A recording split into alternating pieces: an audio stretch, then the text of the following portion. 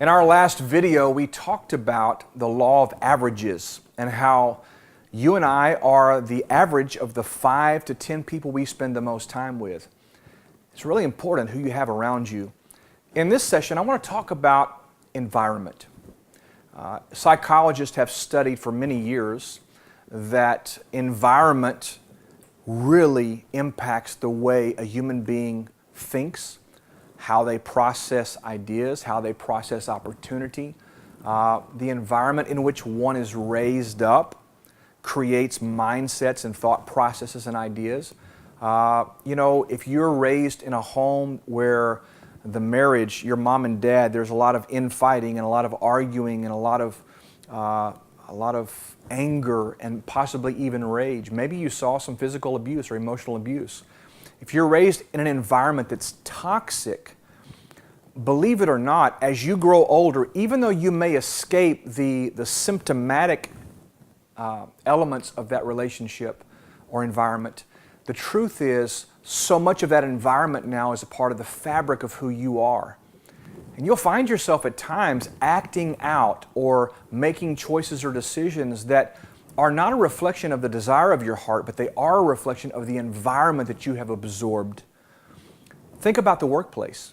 Think about the people that you go clock in with every day and the water cooler conversations and the happy hour conversations. Think about the toxicity and the negativity and all the things that go on around you all the time.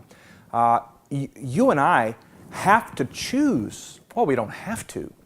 We should choose to excuse ourselves from any environment that is inseminating our heart, our mind, our spirit with negativity and with pessimism and with an outlook on life that is going to keep us from becoming everything that God has created us to be. So here's the piece. Your environment really does matter. Think about this as an option as well. If you're a student, for example, whether it's in elementary, junior high, high school, university, the environment that you're subjecting yourself to every day in the classroom or in group congregations or whatever it may be, or sporting events, those environments are not just events. Those environments are culture. And the culture that you are embedded in or immersed in is actually becoming a very deep and very intimate part of you. And so I'm wanting to encourage you in this session to evaluate the environments you were subjected to as a child. Really think about and process through what were those environments like? What did I observe? What did I hear? What words were spoken to me? What was the feeling or the sense in the home? When I was there, did it feel happy? Did it feel full of joy and hope? And were we all getting along and encouraging one another? Was it an environment of honor and respect? Or was it an environment of pain and suffering and anger and rage and stress and strife? Those things become a part of the fabric of who we are. So environment really matters. Something that I have determined the last few years of my life is this. As I have walked out a pretty incredible journey the last 4 to 5 years, I've had to be a lot more selective about the environments I subject myself to. I've had to even consider the cultures of some of the people groups that I was a part of. This might be a church group. It might be a group that I hang out with in business. It might be a mastermind group. It might be a coaching program. It might just be a group of friends I hang out with. But I've had to be more selective to the point where I don't even like to go to certain cities. I travel a lot. I do about maybe 90 to 100 days a year of travel. And there are certain cities that the moment I land and walk off the plane, I can feel the aura and the vibe and the density of what's in that place. I'll never forget this. Last year, my wife and I were coming home from Colorado, and we were driving. So it was about a 13, 14-hour trip.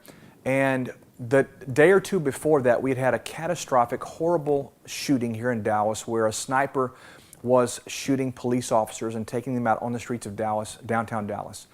It was horrific. Our city was in pain. Our city was hurting. A lot of grief, a lot of sorrow. And there was this anger and this thing going on. And we were watching it on the news, and I was concerned while we were there in Colorado. But I kid you not, as we were driving from Colorado, from the west, back toward the east, as we came through Wichita Falls, which is in Texas, and we kept driving toward the Dallas area, just as we got on the west side of Tarrant County, which is not even where Dallas is located. It's west of Dallas still, but it's still a part of the metro area. The moment we crossed into Tarrant County, I'm not kidding, I felt the environment settle in on me. What everyone was feeling, I felt it. Environments matter. You have to choose the people you hang out with. You have to choose the environments you subject yourself to. I recently moved my offices because I was not happy with the environment I was in. Environments matter. Choose your relationships carefully. Evaluate them carefully. Look at your environments, past, present, and think about your future ones. Do you want to maintain the status quo, or are you willing to make some hard choices to put yourself in a position where you can grow, you can lead, you can shine, you can experience joy, happiness, fulfillment, all those things? Hey, I'm Brian Holmes, and I hope you'll join us for our next video. We're going to continue this line of thought and talk about how you can continue to grow your leadership, grow your influence, and really make a difference in this world. I want to make you aware of a very special opportunity we're offering this month.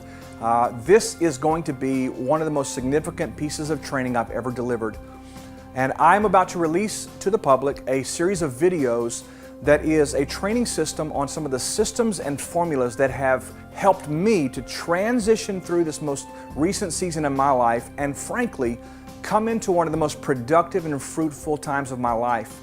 I don't know about you. Maybe you're stuck, maybe you're frustrated, maybe you're discontent, maybe you're wondering, what are the keys to get me from where I am to where I know I'm capable of performing and delivering a good and significant impact on the world?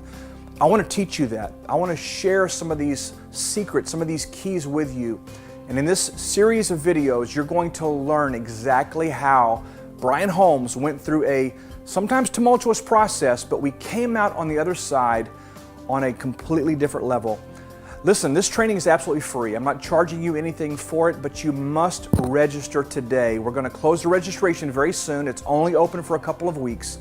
But go to brianholmes.com/next level. brianholmes.com/next level. If you are ready to take your life, your leadership, your business, your ministry, your impact to the next level, then this series is a must-see. Go to brianholmes.com/next level today and register. I look forward to seeing you in the training room.